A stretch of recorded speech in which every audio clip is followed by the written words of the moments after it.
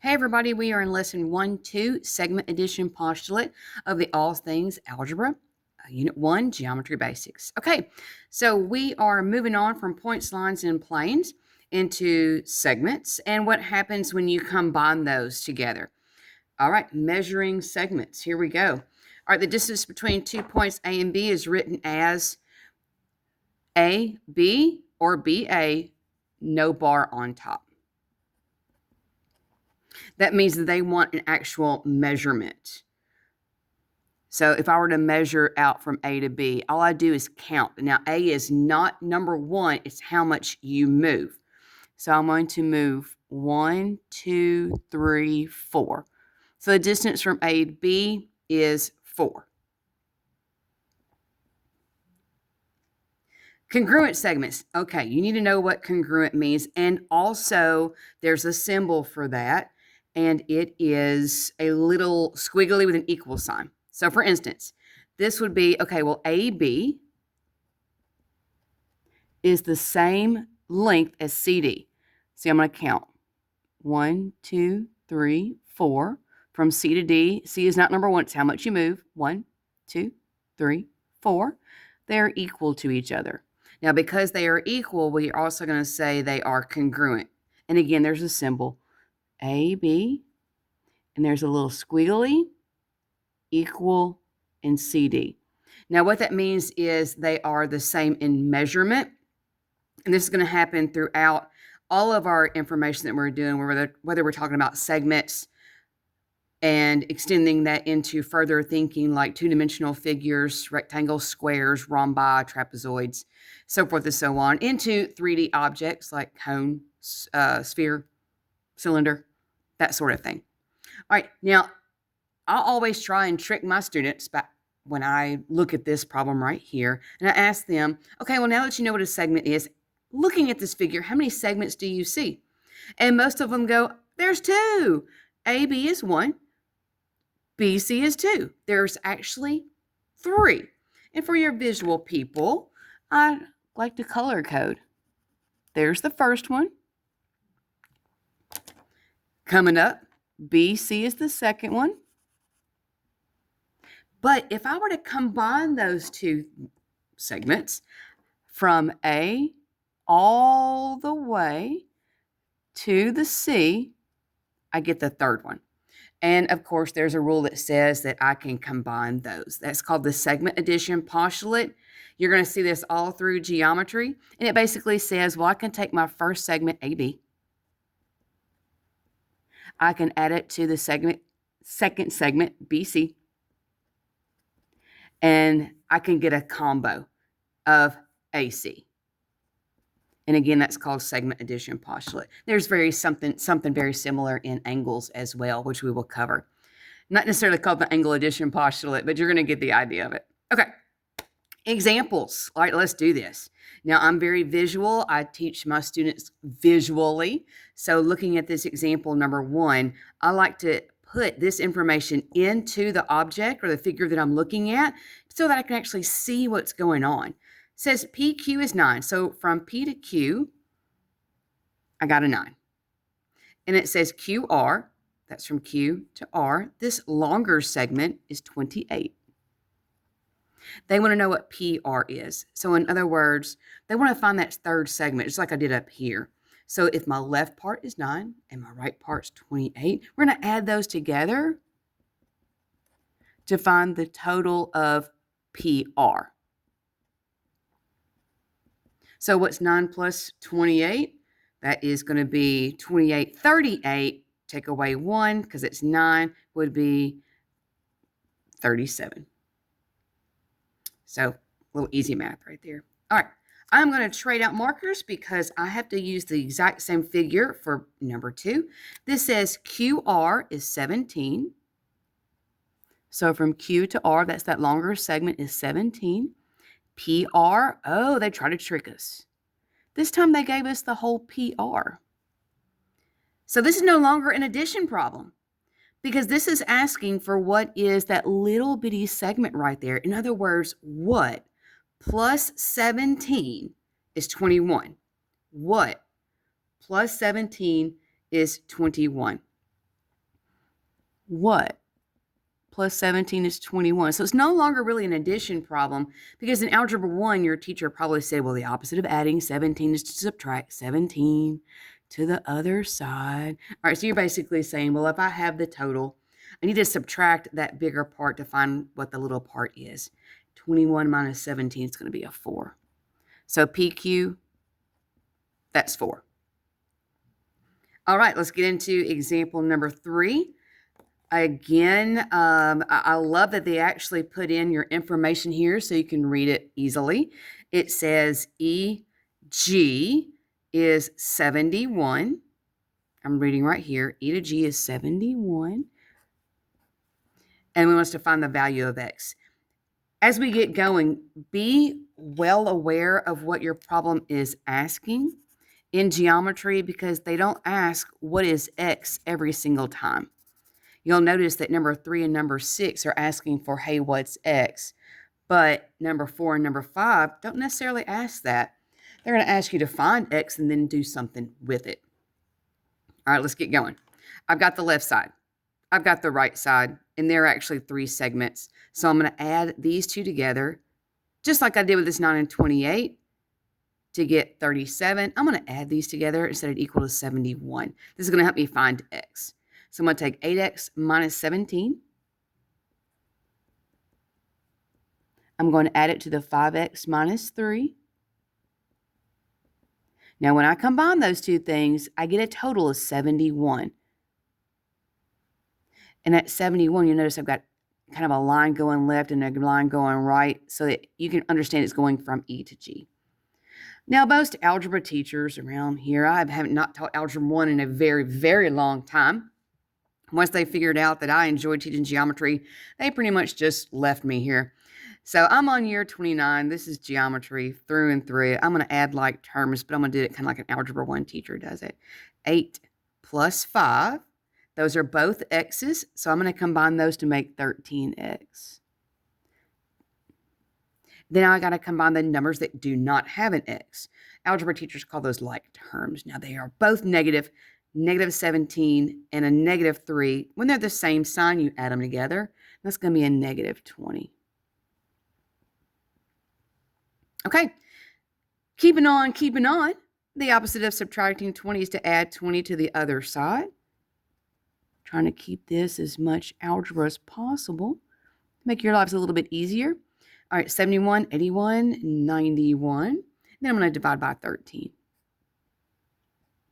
Now, at this point, when you find X, get into a habit of looking back up here to see if that's actually what they asked for. And they did here. So I'm going to take 91, divide by 13, and I get a 7, and that's going to be my final answer. Now, that's not the case for number 4. Number 4 asks us to find TU. And that's okay. I got to find X first, and then put that in for whatever they're asking for. So get in the habit of looking back. Okay, it looks like I have my left, I have my right, and they say from T to V is 14x minus 8. All right, you're going to take your left segment, add it to your right segment, set it equal to the total. 9x plus 2 plus 5 is 14x minus 8. Like terms. Talking about that 2 and that 5, they can go together. Now listen, if you are someone who is an algebra person and you can skip steps, be sure to ask your teacher if it's okay with them. Obviously, it's okay with me. I'm a video. You do you. But I'm going to try to show all the steps that I can. So minus 9x to the other side. All right, so those are called like terms. They both contain an x. So 14x minus 9x is 5x. I'm going to add 8. Here I'm skipping a step. 14 plus the 1 for 8 would be 15. And if you're sitting there wondering, what did you just do? If this had been a 7, 7 and 7 is 14, and then add 1 more to make 15. I'm trying to make my life easier. All right, 5 times what is 15? 5 times 3 is 15. So x is 3. And that's the same thing as dividing by 5. Now, habit. get into this habit. Look back up here to see, did they ask for X? And no, they did not. They want TU. And for all you visual people like myself, TU was that 9X plus 2. So I'm not going to plug it back into the whole thing, that 14X minus 8. I just want the TU. I want the 9X plus 2. So I'm a little off my paper, but 9 times 3 plus 2. I have no idea why I put that parenthesis. Ignore that. So 9 times 3 is 27, plus 2 is 29, and there's your final answer. All right, moving on to number 5. And feel free to stop this video as you go if you have a question or whatever. Let me know. I will, I will respond. Okay. All right, so let's see. I got JL, 5X plus 2. All right, so I've got the left segment is 27, the right 3X minus 1. I'm going to combine those together, add those to make the 5X plus 2. So left plus right, 5X plus 2. All right. Combine like terms. Do this the old algebra way. I'm talking about that 27 and the minus 1. 27 minus 1 is 26. I'm just recopying the rest of the problems. I haven't done anything with that yet. Now that 3X is on the left of that line. The 5X is on the right of that line. That means I can't just say 27 minus 1 because those were on the same side. They're both on this left of the line. I have to subtract 3X to the other side. So I've got 26 is 5X minus 3X is 2X. I'm going to subtract 2. So now I've got 24 is equal to 2X. And I'm going to divide by 2. Or in other words, 2 times what is 24? 2 times 12 is 24. That's for X. All right, have it. This is geometry, not algebra. You're not necessarily done in a geometry class. Check. They want JL. They just don't want you to simply find X. And for you visual people, JL is all the way across. In other words, they want that 5X plus 2. So this one is different than number 4. Number 4, they just wanted the left segment. And here on number 5, they want the whole thing. So that 12 is going to plug into the 5X plus 2, not the 3X minus 1. All right. 5 times 12 plus 2. Well, 5 times 12 is 60. 60 plus 2 is 62. And there's number 5. Number 6. Okay, here we go. They give me CE to be a 7X plus 4. Okay, left plus right equals whole. Left plus right equals that third segment. Again, this is called segment addition postulate. It just means that I can combine segments to make a whole new segment. Okay, like terms, 1X plus 8X is 9X. 3 minus 9, see how they're both on that left side. I can not have to add it to the other side. There's no line crossing here. It's just 3 minus 9 is a negative 6. No like terms on this right side. All right, now that I've got my like terms together, I have to cross that barrier. I have to cross that line. Now, I prefer to move the smaller x every single time just to make the, problem shorter. I'm a shortcut kind of girl. And any of you guys that are in my class, y'all have watched my videos, I'm sure, over and over and over again. You hear me say that a lot. Okay, so 9X minus 7X is 2X. Bring down that minus 6. I haven't done anything with that. Add the 6. All right, so 4 and 6 makes 10. All right, so 2 times what? 2 times what is 10? And that's going to be a 5. And we teach you guys in Algebra 1 to the opposite. So the opposite of multiplying by 2 is to divide by 2. And you get a 5. All right, shoot back up here. You've got to get in that habit. They want X. We found X. We're done. All right. This is going to be kind of a long video, so stay with me. All right. I'm about to change over to that next number 7. All right. See what we got here. Number 7. Oh, okay. Well, they didn't give us anything to put in here. And we have to find a bunch of different stuff. So not only do we have to find x, we have to plug it into sk, we have to plug it into ky, and we have to combine those two for sy. Got to find all 4 of these things. Well, I'm a very visual person, so I'm going to take this information, I'm going to put it right here so I can see where everything is.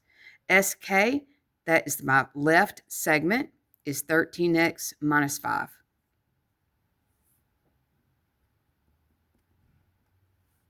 ky, that's my right segment, 2x plus 9. Those are the 2 that I'm going to add together.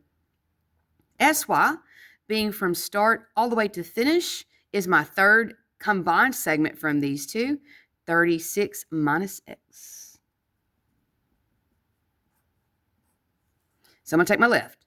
I'm going to add my right. I'm going to set it equal to the whole. Again, this is called the segment addition postulate. Segment addition postulate. Just says that 2 segments can combine to make a completely third different segment. Here we go. 13x minus 5 for that left part, adding to 2x plus 9, the right part, equals 36 minus x, and that's that whole part. Come on, like terms.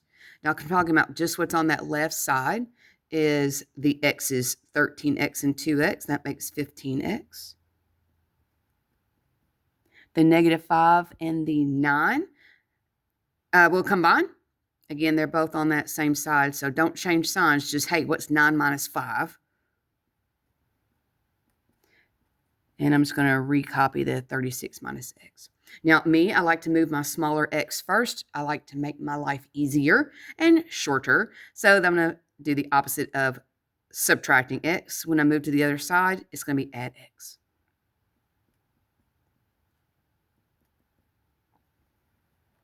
Well, that makes 16x. Now, I'm going to kind of do a shortcut here. Subtract 4, because I'm running out of room. Subtract 4, going to the other side of the line. You do the inverse operation. Trying to make this as much algebra terms as I can. Make my algebra teachers happy. Although I've been a geometry teacher for so long, I don't think really along that lines too much anymore. All right, 36 minus 4 is 32. All right, okay, we're trying to get 32. So 16 times what is 32? 16 times what is 32? And that's going to be a 2. In other words, divide by 16.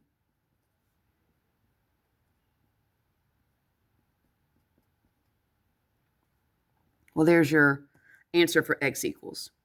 All right, now we've got to take that 2, plug into sk, plug into ky, and then plug into sy. Or at that point, you can just add those together, and that will get you what your answer is. So here, see how there's no line, there's no bar, there's nothing on top. They're wanting the measurement of it.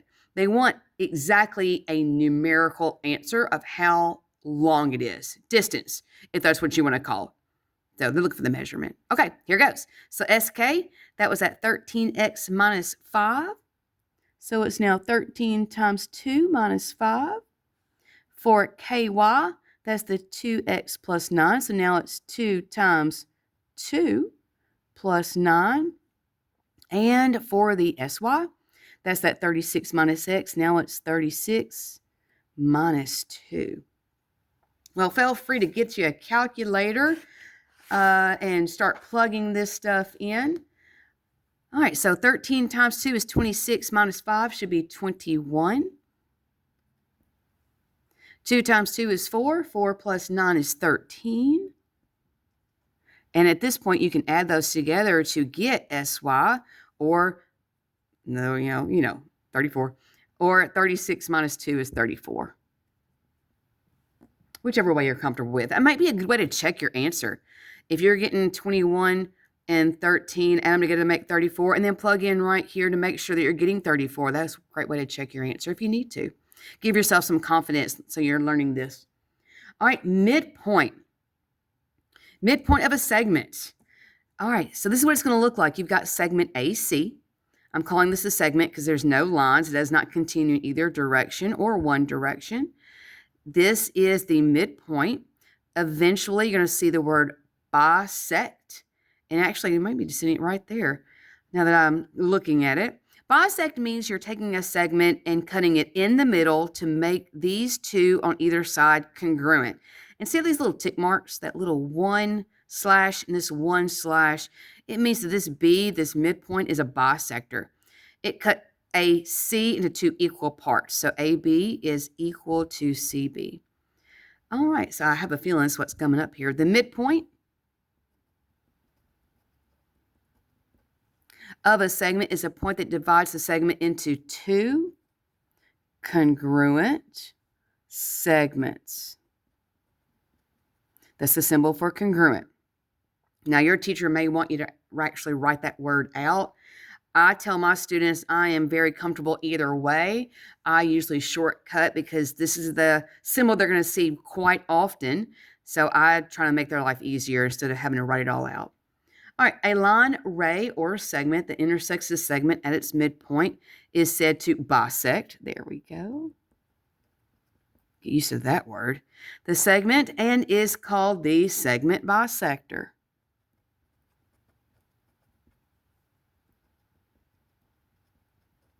Here in a little bit, you're going to see something called an angle bisector. A lot of these words never go away. They just change into the different figure. All right, in the diagram to the left, what is the midpoint? That would be B of, well, that's the midpoint of AC. I guess technically it's segment AC. They don't want an actual measurement, so I'm going to put the bar. And line L, lowercase letters, the name of this line, because there's no points on it, so you have to name it some way, is a, well, that's a segment bisector, and that's bisecting AC.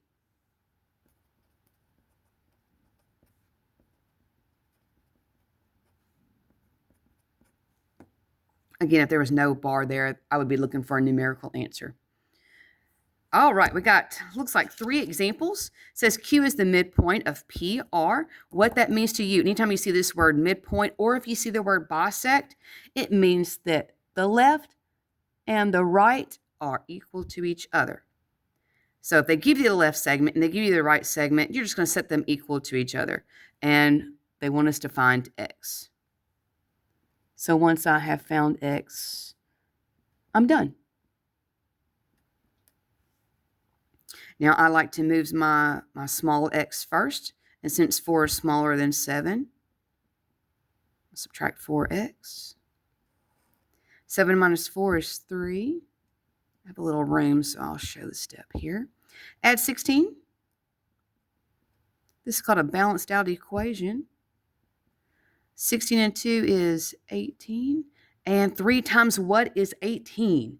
That would be 6. So x is 6. Now, get in the habit. That is what they asked for. I'm done. They didn't ask for anything else. All right, number 9. H is the midpoint. Okay, word midpoint means it's a bisector. Those two are equal to each other, but look what they want me to find. After I find X, I have to plug that sucker in. Okay, here we go. So I'm going to put 5x plus 2, that left segment, equal to 9x minus 10, this right segment. I'm going to find X, plug into GH, which you visual people is the 5x plus 2. All right, I'm going to move my small x, the opposite of a positive 5x. Subtract 5x. 9 minus 5 is 4x. Okay, the opposite of subtracting 10 is to add the 10. Got a little room, so I'll show that. It's going to be 12. 4 times what is 12? 4 times 3 is 12. So the opposite of multiplying by 4 is to divide by 4. X is 3. Have it. Don't forget, you always in geometry got to look back to see if that's what they asked for. They want us to take it a step further to find GH. All right, well, now that I know that X is 3, I'm going to take that 3, I'm going to find actually how long this segment is. So I'm going to replace the x with the 3. 5 times 3 is 15 plus 2, and 15 plus 2 is 17. So GH is 17, which means HI is 17. Now, if they were to ask you what GI is, at this point, if the left is 17 and the right is 17, you can add those together if they had asked for GI. 2 more to go. Number 10. And again, pause this video if you're having any issues. Ask me a question, you guys. I'm always happy to help. Okay, so R is the midpoint. That means 2x plus 16 and 5x minus 17 are equal to each other. They want us to find QS. And oh, here it is. Oh, I just got through saying it. Gosh, y'all, I've taught geometry for so long, it's almost like I know what they're going to ask. 2x plus 16, that's that left, is going to equal 5x minus 17. And if you're sitting there going, woman, why aren't you adding those together? Well, they didn't give me what QS is. They asked me for it. And since I know midpoint means that sucker right there is in the middle, the left and the right are equal to each other. All right, subtract 2x because I am always going to move my small x first. 5x minus 2x is 3x. Add 17. All right, well, 16 and 16 is going to be 32. One more will be 33. All right, so 3 times what is 33? 3 times 11 is 33. Looks like x is 11. Now, that is not what they asked for. They asked us to find QS. So I'm going to take my 11. I'm going to plug it in. Actually, it doesn't really matter which one you plug it into because they're equal to each other. But I'm going to plug it into the 2x plus 16. I could have chosen this one. Doesn't really matter. You're going to get the same answer regardless. So I'm going to plug it into QR. 2 times 11 is 22. 22 plus 16 is 38. Now, what you're looking at is that this left is 38, which means this right is 38. Now, they want QS. So here's where you're going to use that segment addition postulate. 38 on the left, 38 on the right. You can either do one of two things. You can just say, hey, 38 times 2, because there's 2 of them, or 38 plus 38, same darn thing, gives you 76. So QS, 76. 38 times 2, same darn thing, 76. Last one, number 11. All right, got a midpoint. That means that FG segment and the HG segment are equal. Oh, okay, they're going to change it up on me. Look at this. FH is 6y minus 2. That's from F to H. Interesting. Look what they've done here. They're trying to mess with our heads. They gave us x's here. They asked me to find the y.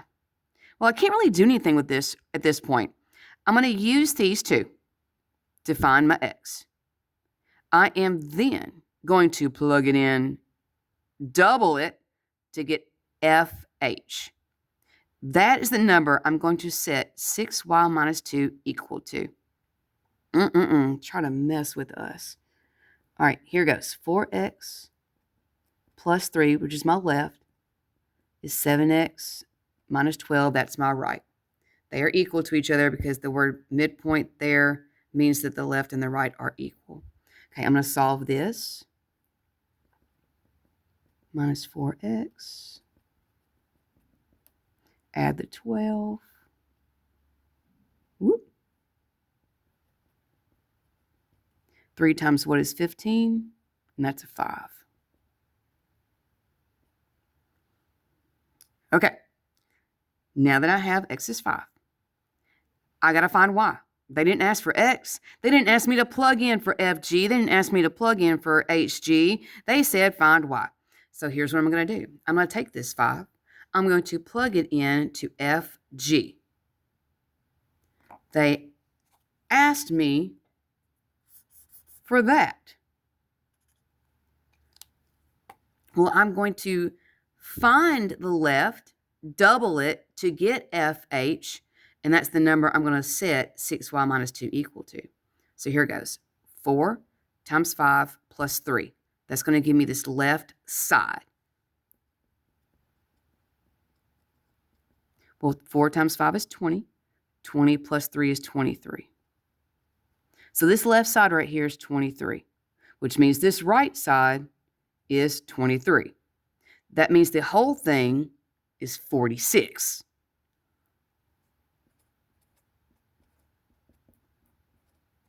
$23 for the left, 23 for the right, 46 total. Now, I set it equal to what is comparable to it. 6y minus 2 is the distance from F to H. 46 is the distance from F to H. Since they are the same distance, they are equal to each other. So I'm going to use this to, well, I'm going to use it to find y. Add 2. So now I got 6y, woo, my bad, is 48. 6 times what's 48, everybody? 6 times what is 48? Well, 6 times 8 is 48. Therefore, the y equals 8. All right, you guys. If you have any questions, put up a message right here. Yeah, I'd be happy to answer it. If there's something that you're just not understanding why I did, let me know. Or ask your teacher. I'm doing this as much for new teachers as I am for you guys. Sometimes being a new teacher with a new curriculum can be overwhelming. And this hopefully will make somebody's life easier. You guys have a great day.